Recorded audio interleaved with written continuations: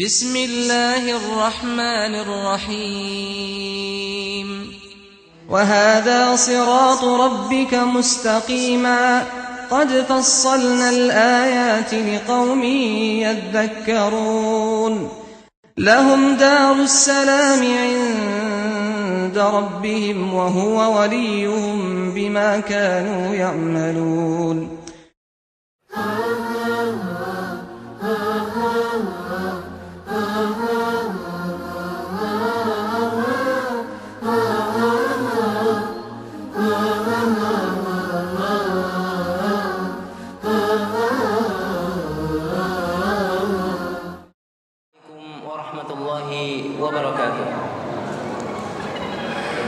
إن الحمد لله نحمده ونستعينه ونستغفره ونعوذ بالله من شرور أنفسنا ومن سيئات أعمالنا من يهده الله فلا مضل له ومن يضلله فلا هادي له أشهد أن لا إله إلا الله وحده لا شريك له وأشهد أن محمدا عبده ورسوله لا نبي ولا رسول بعده أوصيكم وإياي بتقوى الله عز وجل حيث قال يا أيها الذين آمنوا اتقوا الله حق تقاته ولا تموتن إلا وأنتم مسلمون أما بعد فإن أصدق الحديث كتاب الله وخير الهدي هدي محمد صلى الله عليه وسلم وشر الأمور محدثاتها فإن كل محدثة بدعة وكل بدعة ضلالة وكل ضلالة في النار. إخواني أعزني الله وإياكم. Marilah kita senantiasa memanjatkan puja dan puji syukur kita kehadirat Allah Subhanahu wa taala yang telah memberikan kepada kita semuanya beragam kenikmatan. Yang dengan kenikmatan tersebut kita masih mampu menjalankan kewajiban-kewajiban yang diberikan oleh Allah Subhanahu wa taala. Dan kita mengharapkan kepada Allah semoga amal-amal yang kita lakukan adalah ikhlas karenanya dan semoga diterima di sisinya. Amin ya rabbal alamin. Bapak-bapak, ibu-ibu hadirin yang dimuliakan oleh Allah Subhanahu wa taala. Suatu saat salah satu dari sahabat Rasulullah sallallahu alaihi wasallam yang mulia, yaitu Ibnu Mas'ud radhiyallahu anhu, bertanya kepada Rasulullah sallallahu alaihi wasallam. Beliau menceritakan, "Sa'altu Nabiy sallallahu alaihi wasallam." Saya bertanya kepada Nabi sallallahu alaihi wasallam, "Ayyul amali ahabbu ila Allah?" Yaitu amal apakah yang paling dicintai oleh Allah Subhanahu wa taala? Qala, Rasulullah menjawab, "As-salatu ala waqtiha." Yaitu salat pada waktunya. Qala, kemudian beliau melanjutkan pertanyaannya. Qultu summa ay? Kemudian apa wahai ya Rasulullah? Kemudian beliau menjawab, birrul walidain, yaitu berbuat baik kepada kedua orang tua. Qultu summa ay? Kemudian Ibnu Mas'ud melanjutkan pertanyaannya. Kemudian apa lagi ya Rasulullah? Rasulullah menjawab, al-jihadu fi sabilillah, yaitu jihad di jalan Allah Subhanahu wa taala. Hadis ini hadis sahih diriwayatkan oleh Imam Al-Bukhari dan Imam Muslim, semoga Allah merahmati keduanya. Kemudian dalam hadis lain, hadis yang diriwayatkan oleh Imam Muslim dari sahabat Abu Hurairah radhiyallahu anhu, sahabat Rasulullah sallallahu alaihi wasallam yang paling banyak menghafal hadis. Su'ila Rasulullah sallallahu alaihi wasallam. Rasulullah pernah ditanya, "Ayyul a'mali afdal?" Amal manakah yang paling utama? Qala, Rasulullah menjawab, imanun billah, yaitu beriman kepada Allah. Qala tsumma ma? Kemudian apa lagi? Qala, Rasulullah menjawab, al-jihad fi sabilillah, yaitu jihad di jalan Allah. Kemudian ditanya lagi beliau, qala tsumma madza? Qala, Rasulullah menjawab, hajjun mabrur, yaitu haji yang mabrur. Kemudian Ada hadis yang diriwayatkan oleh Imam Muslim pula dari sahabat Utsman bin Affan radhiyallahu anhu. Rasulullah sallallahu alaihi wasallam menyatakan, "Khairukum man ta'allama al-Qur'ana wa 'allama." Yang artinya, sebaik-baik kalian adalah orang yang mempelajari Al-Qur'an kemudian mengajarkannya. Bapak-bapak dan ibu-ibu sekalian yang dirahmati oleh Allah Subhanahu wa taala. Riwayat-riwayat hadis yang menunjukkan keutamaan amal yang telah kami bacakan menunjukkan bahwa amal yang utama adalah sifatnya nisbi, tidak mutlak, berbeda antara satu individu dengan individu yang lain. Dan sekaligus riwayat-riwayat yang kita bacakan tadi menunjukkan kefaqihan Rasulullah Sallallahu Alaihi Wasallam, kepahaman Rasulullah Sallallahu Alaihi Wasallam mengenai kondisi mengenai kondisi objek dakwahnya. Ketika datang seorang bertanya pada Rasulullah, amal apa yang paling afdal? Kemudian Rasulullah menjawab dengan jawaban yang sesuai dengan kondisi penanya. Ini menunjukkan bahwa Rasulullah Sallallahu Alaihi Wasallam betul-betul faqih dengan kondisi umatnya. Sekaligus kita harus memahami bahwa seorang dai bukan hanya memahami hal-hal yang berhubungan dengan ilmu syariat, tapi harus memahami kondisi keadaan objek dakwah. Dan hal ini pada dasarnya bapak-bapak dan ibu-ibu sudah diajarkan oleh Al-Quran.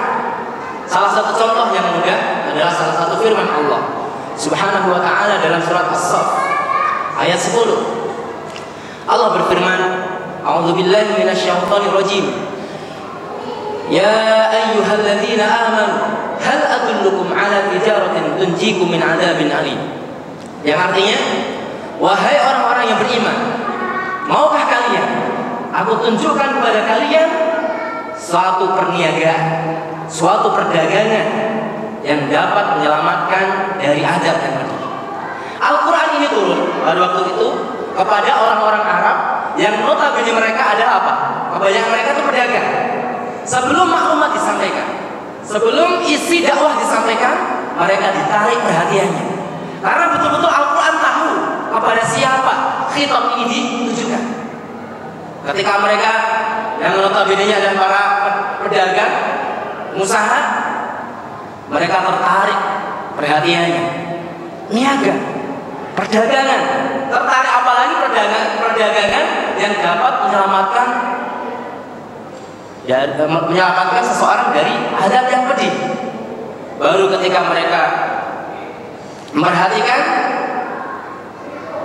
maklumat disampaikan, yaitu kalian beriman kepada Allah, beriman pada Rasulnya, dan berjihad di jalan Allah dengan harta dan jiwa kalian. Maklumat disampaikan seperti ini. Ini ada satu contoh yang mudah kita pahami bahwa seorang dai tidak hanya memahami apa-apa yang berhubungan dengan syariat, tapi harus memahami kondisi objek dakwah orang-orang yang kita dakwai. Bapak-bapak dan ibu-ibu sekalian, riwayat-riwayat hadis yang menunjukkan amal-amal yang paling utama membawa para ulama meletakkan kaidah-kaidah yang berhubungan dengan skala prioritas amal, ataupun yang kadang dikenal dengan fiqhul aulawiyat fil amal. Artinya apa? Ketika kita dibenturkan dengan amalan-amalan yang utama, dalam satu waktu kita tidak bisa memilih, tidak bisa menjalankan keduanya. Kita harus memilih. Maka mana amal yang kita pilih? Karena apa, Pak? Umur kita itu terbatas. Jangan sampai kita salah dalam memilih. Jangan-jangan amal yang kita pilih itu amal yang kurang utama. Maka para ulama meletakkan kaidah-kaidah dalam hal ini yang disebabkan banyak riwayat dan hadis yang menunjukkan amalan-amalan yang paling utama. Pada kesempatan kali ini akan kami bawakan beberapa kaidah. Kaidah yang pertama, hendaklah seseorang memilih amalan yang sifatnya kontinu dan berkesinambungan daripada amalan yang terputus. Ini yang pertama.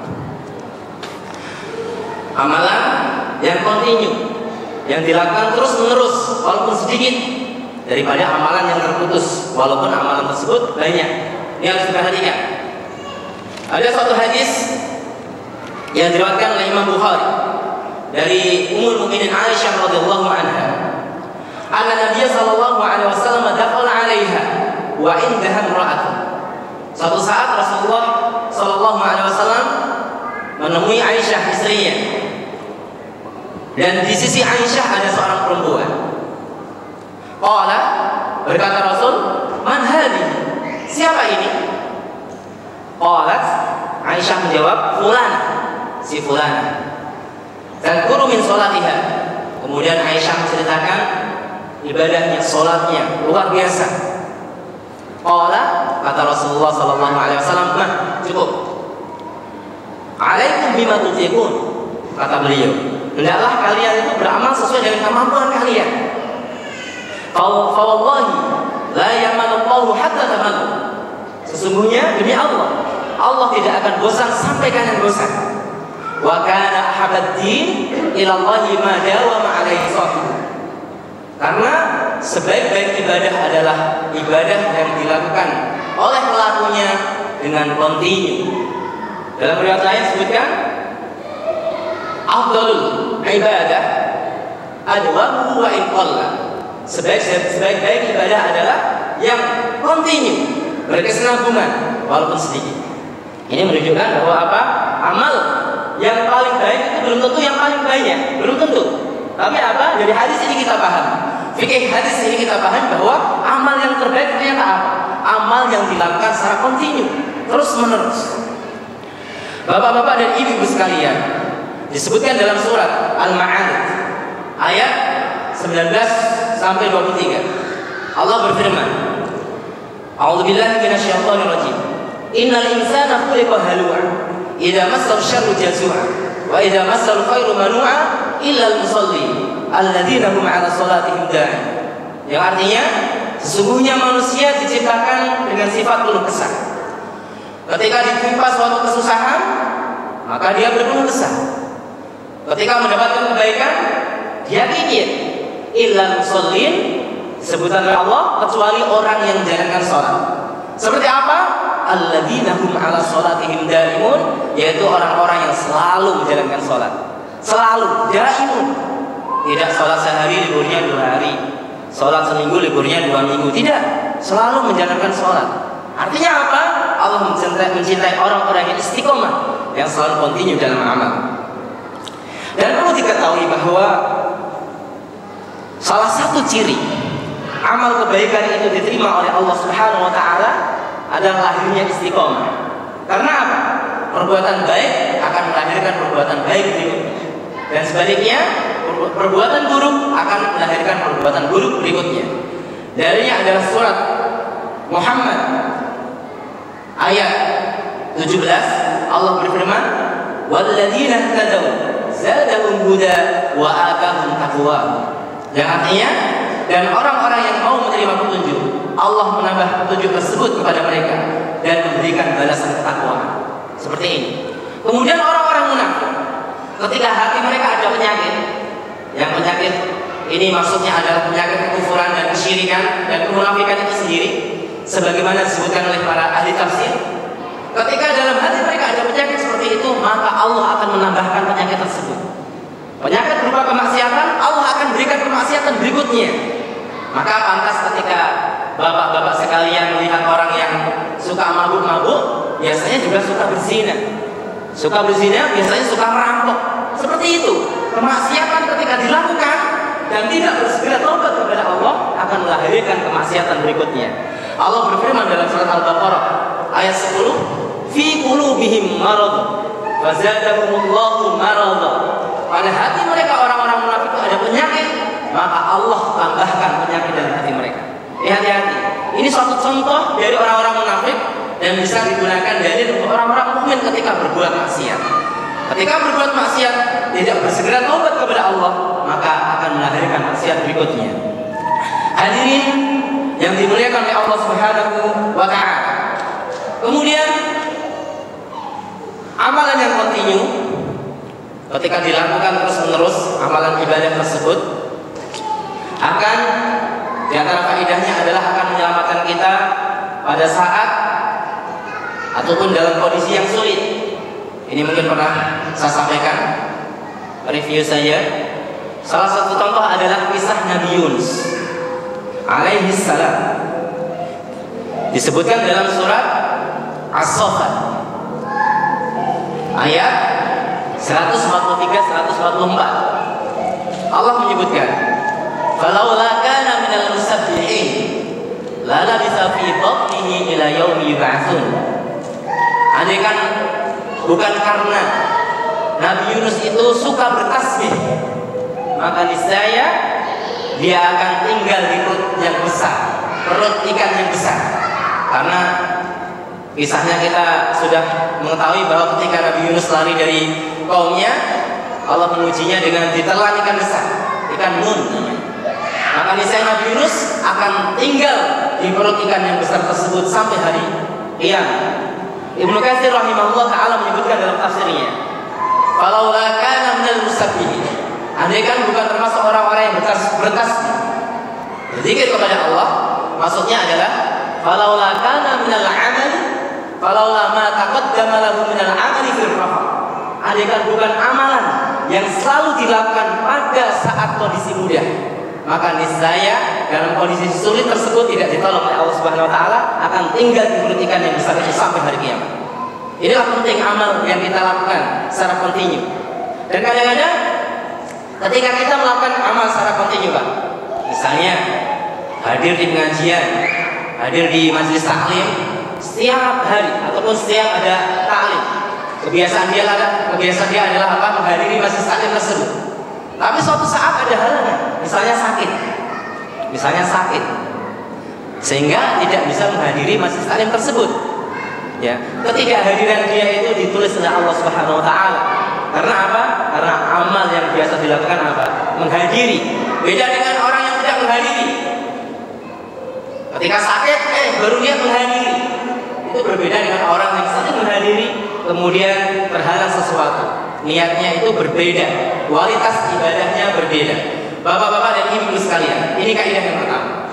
Jadi ketika kita dihadapkan suatu amalan, yang satu itu amalan yang dilakukan terus-menerus, yang kedua adalah amalan yang sifatnya terputus, maka pilihlah amal yang dilakukan terus-menerus walaupun sedikit. Ya. Ini yang pertama. Kemudian yang kedua, kaidah yang kedua,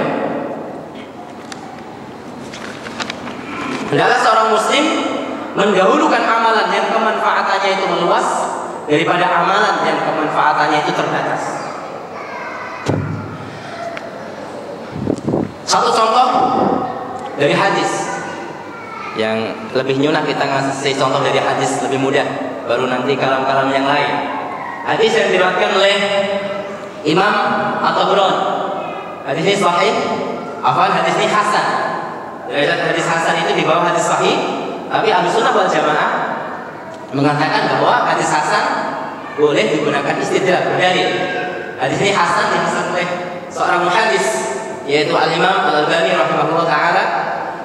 Hadis Ibnu Umar, beliau menceritakan anna rajulan jaa ila Rasulillah sallallahu alaihi wasallam. Seorang laki-laki datang kepada Rasulullah sallallahu alaihi wasallam. Qala, berkata, "Ya Rasulullah, ayyun nasi ahabbu ilallah?" Manusia yang mana yang paling dicintai oleh Allah Subhanahu wa taala? Wa ayyul a'mali ahabbu ilallah azza wa jalla? Dan amal mana yang paling afdal, yang paling utama di sisi Allah Subhanahu wa taala? Faqala Rasulullah sallallahu alaihi wasallam, maka Rasulullah mengatakan, "Ahabun nasi ilallahi anfa'uhum linnas." Manusia yang paling dicintai adalah manusia yang paling dapat memberikan manfaat kepada orang lain. Subhanallah, Islam itu luar biasa. Tidak hanya berhubungan dengan pribadi sendiri. Islam tidak menyuruh atau tidak menganjurkan umatnya tamak dengan hal-hal yang sifatnya pribadi individu. Tapi apa? Berhubungan dengan orang lain. Di sini disebutkan bahwa manusia yang paling dicintai oleh Allah adalah manusia yang memberikan manfaat pada orang lain.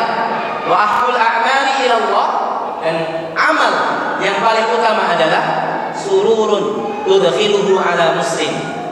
Apa itu? Yaitu kebahagiaan yang engkau dapat memasukkan kebahagiaan tersebut di hati seorang muslim. Luar biasa. Ini baru pertama. Kemudian beliau lanjutkan, au takshifu anhu kurba, ataupun kamu dapat menghilangkan kurbah, yaitu kesusahan dari saudara. Au tatrudu anhu ju'an, ataupun kamu dapat menghilangkan rasa lapar dari saudara kamu. Au taqdi anhu dainan, ataupun kamu dapat membayar hutang saudara kamu. Kemudian Rasulullah menyatakan, wala in amshi ma'a akhiti fi hajah ahabbu ilayya min an a'taqifa fi hadzal masjid, yakni Masjidil Madinah syahran. Jadi andaikan aku keluar dari rumah, kemudian berjalan bersama saudaraku dan aku penuhi hajat-hajatnya, niscaya hal tersebut lebih aku cintai daripada aku i'tikaf di masjid ini, yaitu Masjid Nabawi selama 1 bulan. Luar biasa, Masya Allah.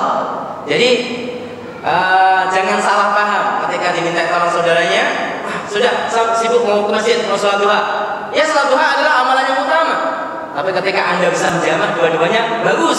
Kalau enggak, pilih amalan yang dapat memberikan kemanfaatan pada orang lain. Sehingga Imam Nawawi mengatakan bahwa thalabul ilmi, belajar ilmu itu lebih utama daripada sholat nafilah. Karena dari belajar itu akan apa? Mengangkat kejahalan, mengangkat kebodohan dari diri sendiri dan orang lain. Seperti itu. Kemudian hadis-hadis yang lain cukup banyak. Seperti hadis yang diriwayatkan oleh Imam At-Tirmidzi. Hadis ini disahihkan oleh Imam Al-Albani dalam Sahih At-Tirmidzi dari sahabat Abu Darda. Rasulullah sallallahu alaihi wasallam menyatakan, "Ala ukhbirukum bi afdala min darajati siyami wa sholati was shadaqah?" Maukah kalian aku kabari sesuatu amalan yang lebih afdal, yang lebih utama daripada siam, puasa, sedekah, wassalah.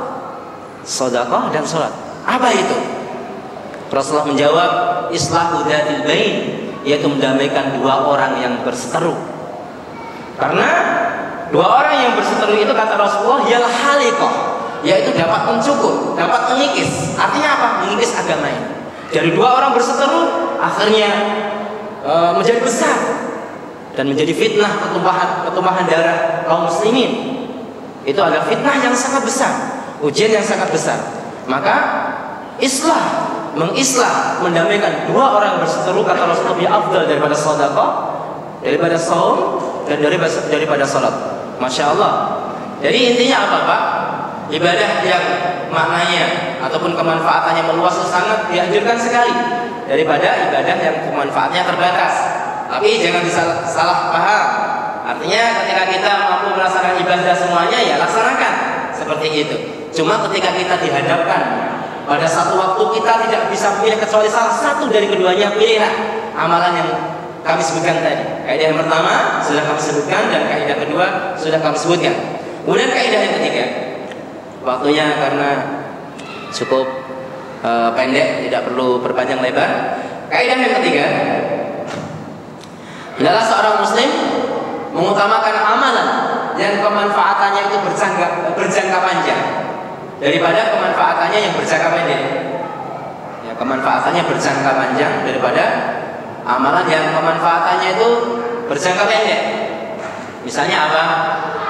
Anda membiayai orang yang belajar agama. Ini kemanfaatannya panjang, Pak.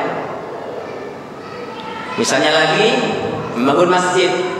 Jelas manfaatnya panjang selain dijanjikan Allah, yaitu dijadikan Allah nanti dibangunkan di surga sebuah rumah. Kemanfaatan untuk kaum muslimin luar biasa dan itu berjangka panjang. Kemudian memberi modal kepada orang-orang fakir, daripada Anda memberi sekali makan, yang itu baik dan juga harus sekali-kali dilakukan juga. Anda kasih modal, ibaratnya orang mengatakan kasih dia kail. Jangan kasih ikannya saja, kasih kain biar dia bisa mancing. Kemanfaatan seperti ini, ya, yang jangka panjang harus diperhatikan dalam afdhaliyatul amal, yaitu dalam memilih amal-amalan yang utama. Dan dalam sedekah jangan takut, Pak. Pada hakikatnya orang yang bersedekah untuk orang lain adalah dia bersedekah untuk dirinya sendiri.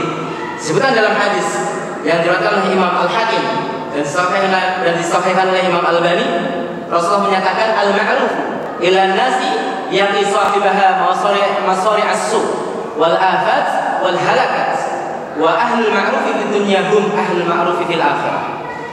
Yang artinya berbuat baik kepada manusia menghindarkan pelakunya dari mati su'ul khotimah. Masya Allah. Sedekah, kalau nggak mampu sedekah dengan harta, al-kalam thayyib, sebutkan dalam hadis, yaitu perkataan yang baik. Dan perkataan baik ini maknanya banyak. Yang intinya segala perkataan yang Allah ridha, dari amar ma'ruf nahi munkar, menasihati saudaranya, itu ada al-kalam thayyib, dan itu termasuk adalah sedekah.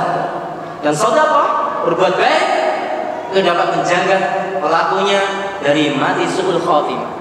Kemudian dapat menjaga pelakunya dari musibah dan kehancuran. Dan orang-orang yang berbuat baik, ahlul ma'ruf, di dunia maka akan digolongkan di akhirat adalah termasuk ahlul ma'ruf, yaitu termasuk ahli kebaikan di akhirat. Ini adalah salah satu hadis yang memotivasi kita untuk berbuat kebaikan, baik sedekah ataupun berbuat baik berupa perkataan baik pada saudara kita. Dan di sana masih banyak hadis-hadis yang menunjukkan hal tersebut. Bapak-bapak dan ibu-ibu sekalian, kemudian kaidah yang keempat. Kaidah yang keempat yaitu seorang muslim hendaklah mengutamakan amalan hati daripada amalan zahir. Kenapa hati? Disebutkan dalam hadis yang diriwayatkan oleh Al-Muttafaq alaih, Al-Imam Al-Bukhari dan Imam Muslim, innamal a'malu binniyat. Hadis ini masyhur. Sesungguhnya amal itu tergantung niatnya. Amal itu tergantung niatnya. Tidak ada amal perbuatan ibadah yang dilakukan seorang hamba kecuali berdasarkan niatnya. Artinya apa? Ketika niatnya soleh, maka amalnya soleh. Ketika niatnya salah, maka amalnya salah. Yang jadi permasalahan, niat ini bukan letaknya di bagian anggota badan yang zahir, tapi letaknya di sini, Pak, di hati. Jadi amalan zahir itu sebetulnya refleksi daripada amalan batin. Tapi tidak semua orang yang melakukan amalan zahir itu sesuai dengan batinnya. Maka hati-hati dengan amalan batin. Sehingga disebutkan dalam hadis riwayat Imam Muslim, Rasulullah menyatakan, innallaha la yanzuru ila suwarikum wa amwalikum, walakinallaha yanzuru ila qulubikum wa a'malikum. Sesungguhnya Allah tidak melihat wajah-wajah kalian dan harta-harta kalian, akan tapi Allah melihat apa? Hati dan amal perbuatan. Ini adalah tempat jatuhnya pandangan Allah hati kita ini. Maka hati-hati dengan amalan hati. Jangan sampai kita tergoda oleh syaitan. Kita misalnya sudah belajar sifat salat Nabi, bagaimana tata cara salat Nabi dari takbir sampai salam. Sudah, bagaimana rukuknya Nabi, bagaimana i'tidalnya Nabi, semuanya itu amalan sifatnya apa? Zahir, dan itu harus juga ada, karena tidak akan diterima amal seseorang kecuali harus apa? Mutaba'ah Rasulullah SAW, mengikuti Rasulullah. Tapi ingat, jangan lupakan yang namanya urusan hati. Anda salat, gerakan Anda seperti gerakan Rasulullah, seperti yang diajarkan Rasulullah dalam hadisnya. Tapi niat Anda keliru, ibadah hati Anda keliru, jangan harapan diterima. Jangan mengharapkan amal itu diterima oleh Allah Subhanahu wa taala. Maka hati-hati, niatnya ada di hati dan pandangan Allah jatuh di hati kita. Pandangan Allah jatuh di hati kita. Sehingga Ibnu Qayyim Al-Jauziyah dalam Madarij Salikin mengatakan, a'malul qulub afradu 'ala al-'abdi min a'malil jawarih. Kata beliau, amal hati itu lebih fardu, lebih wajib daripada amalan jawarih, anggota badan. Fa'ubudiyatul qalbi a'dhamu min ubudiyatil jawarih. Dan ibadah hati lebih utama daripada ibadah badan. Wa akthar, dan lebih banyak. Wa adwam, dan lebih kontinu. Wa hiya wajibatun fi kulli waqtin. Dan ibadah hati itu wajib pada setiap waktu. Karena tidak ada ibadah kecuali berdasarkan niat yang sahih. Maka betul sekali, walaupun amal ibadah yang sempurna adalah amal yang sesuai, yang zahirnya sesuai dengan batinnya, yang batinnya sesuai dengan zahirnya. Sebagaimana dinyatakan oleh Imam Hasan Al-Basri, laisal imanu bitamani wala tahalli, innamal imanu ma waqara fil qalbi wa saddaqat bil a'mal. Iman itu bukanlah tamani, angan-angan yang ada di otak saja, oh seperti tidak. Wala tahalli, bukan hanya hiasan. Innamal imanu ma waqara fil qalbi. Adapun iman adalah sesuatu yang tenang, tertancap dalam hati kita. wasaddaqatul a'mal, dan direfleksikan dalam amal anggota badan. Keyakinan dalam hati mantap, kuat yakin, dan itu dapat tercermin dalam gerakan badan kita. Karena pada hakikatnya kebanyakan sesuatu yang zahir itu menunjukkan sesuatu yang batin. Ini kaidah yang berapa tadi, Pak? 4 ya? 4 atau 5? 4. Kaidah yang kelima, hendaklah seseorang muslim mengutamakan amalan-amalan wajib daripada amalan yang sunnah. Walaupun pada dasarnya semua dilakukan, Pak, tapi ketika dihadapkan pada satu waktu dua amalan ini, maka yang didahulukan mana? Yang wajib. Jangan sampai sibuk dengan yang sunnah, ya, karena itu godaan setan. Sholat tahajud terus enggak, sholat jamaah subuh enggak, malah tinggalkan sholat subuh, itu keliru. Dalam Bada'iul Fawaid, Ibnu Qayyim Al-Jauziyah menyebutkan ada 6 tahapan setan menggoda manusia, tapi tidak perlu saya sebutkan karena mungkin waktunya terbatas. Isya masuk jam berapa, Pak? Jam 7:03 ya? Masih ada 10 menitan. Jadi ada 6 langkah setan atau 6 tahapan setan. Jadi setan itu musuh kita yang nyata, Pak. Jangan salah. Artinya apa? Sebelum berperang dengan musuh kita harus kita paham apa? Musuh dan kawan. Kawan dan lawan itu harus paham. Kalau nggak paham kalah duluan, Pak. Masalahnya setan itu apa? Setan jin itu kita tidak bisa melihat, tapi mereka melihat kita. Dalam surat Al-A'raf ayat 27, Allah menyatakan inna yarakum huwa qabilu min haitsu la tarawun. Dia setan dan bala tentaranya bisa melihat kalian dari tempat yang kalian tidak bisa melihat. Maka dari ayat ini Imam Syafi'i mengatakan bala siapa yang mengaku melihat setan maka telah kafir. Ditakwilkan oleh para ulama yang lain, maksudnya adalah nampak dalam bentuk aslinya, bukan dalam bentuk jelmaan. Wallahu a'lam bishawab. Ini istihad. Namanya orang istihad itu kalau salah dapat 1 pahala, yang benar dapat 2 pahala. Ya, lantas kita langsung bilang Imam Syafi'i bid'ah tidak. Kok akhfa selain Rasulullah, kok akhfa? Bisa jadi salah. Ya, selain Rasulullah pokoknya tidak boleh ta'assub pada selain Rasulullah. Tapi ketika salah seorang ulama salah dalam satu hal yang sifatnya tidak fatal sekali, ya kita bisa mengambil perkataan yang lain. Ya. Ketika manhaj yang benar dalam talaqi dan istidlal kita ambil. Seperti Imam Syafi'i, insya Allah beliau termasuk imam sunnah yang akidahnya lurus, yang akidahnya benar, dan termasuk orang ahli fikih yang memiliki otak yang cerdas. Di antara 3 imam yang lain, beliau termasuk imam yang pilihan, memiliki otak yang sangat cerdas sekali. Jadi dari ayat tersebut bahwa kita tidak bisa melihat musuh kita. 1 poin kekalahan. Dalam peperangan kalau kita tidak bisa melihat musuh, tapi musuh bisa melihat kita, kan 1 poin kalah, bukan kemenangan. Betul tidak? Seperti itu. Imam As-Sa'di mengatakan makna ayat tersebut adalah wa yuraqibuhum anad dawam, yaitu setan itu selalu mengawasi Anda terus-menerus. Maka jangan kaget ada seorang hafid Quran kerasukan kena sihir. Karena setan biasanya mengikuti terus. Ketika dia ghaflah, lalai, setan masuk dengan sihirnya. Jangan khawatir.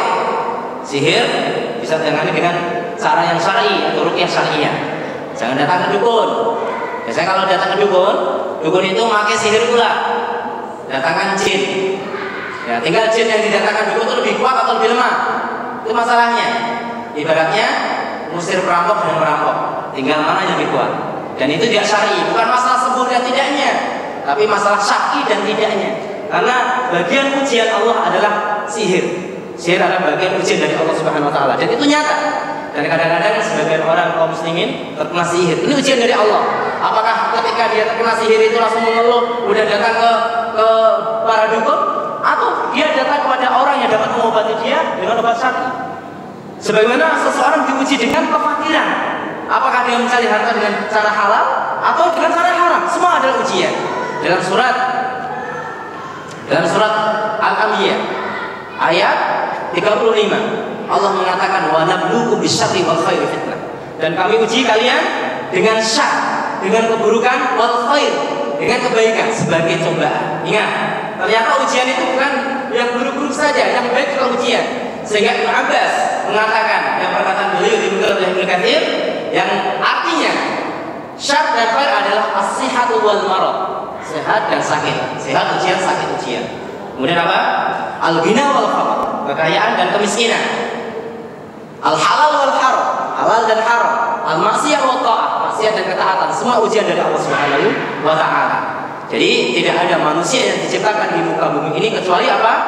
Dihadapkan dengan ujian. Bukan masalahnya ujian, Pak, tapi bagaimana kita menghadapi ujian tersebut. Karena tidak ada orang yang masih hidup, yang masih bernapas, kecuali pasti ada ujian. Nggak ada no problem. Perkataan no problem itu gimana? No problem, maaf muskilah. Nggak mungkin. Tidak mungkin. Gimana ini? Maaf muskilah, no problem. Nggak mungkin. Pasti ada masalah.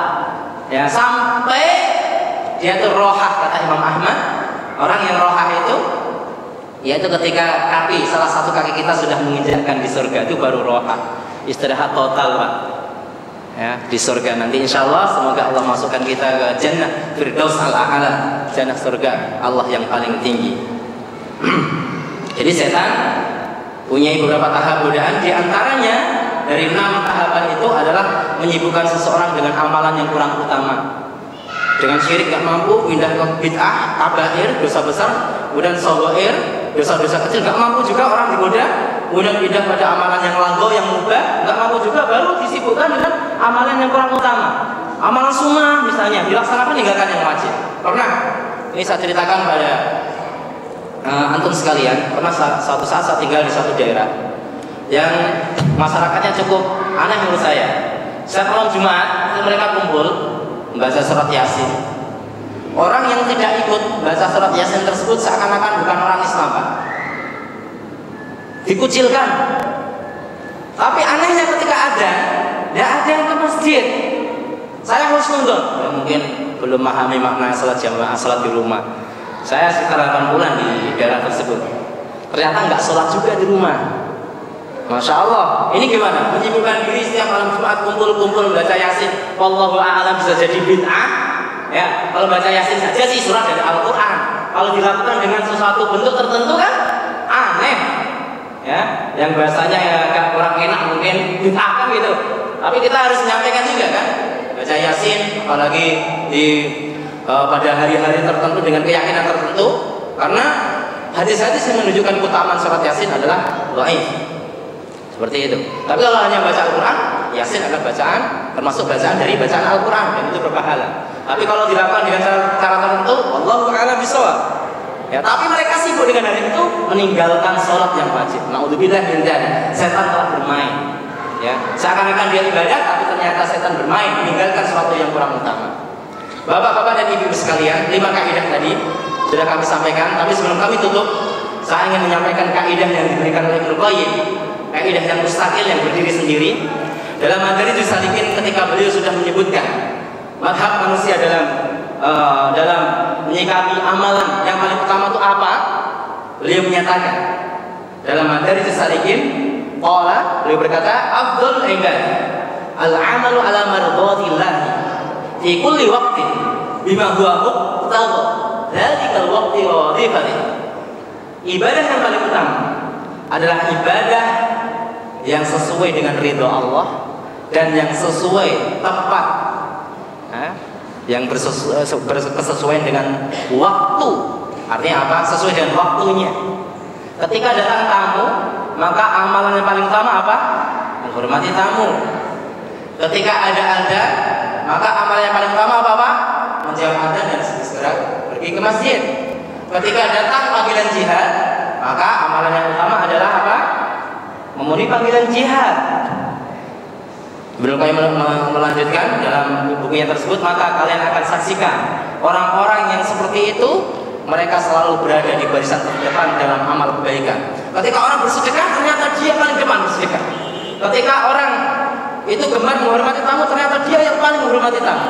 Ketika orang gemar melaksanakan yaitu jamaah sholat, dia paling depan di saf awal.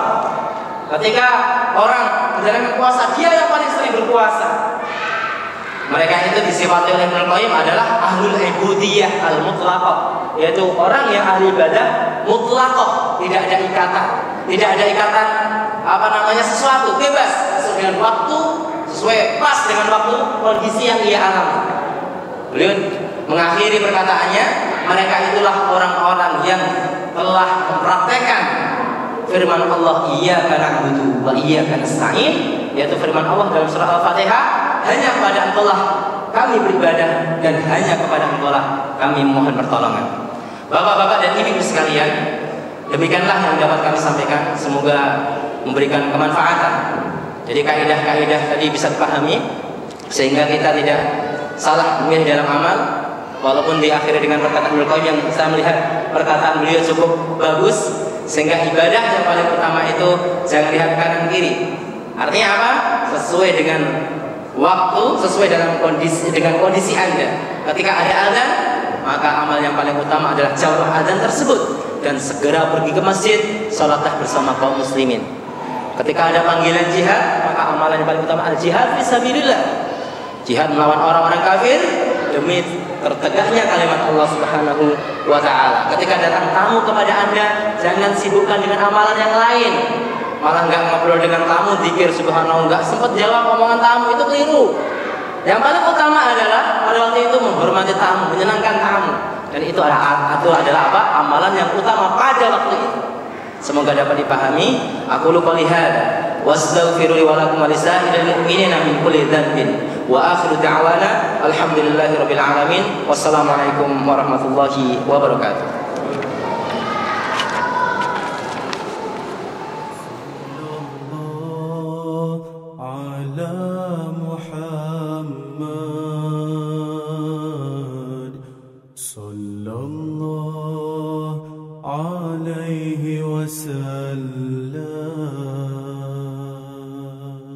صلى الله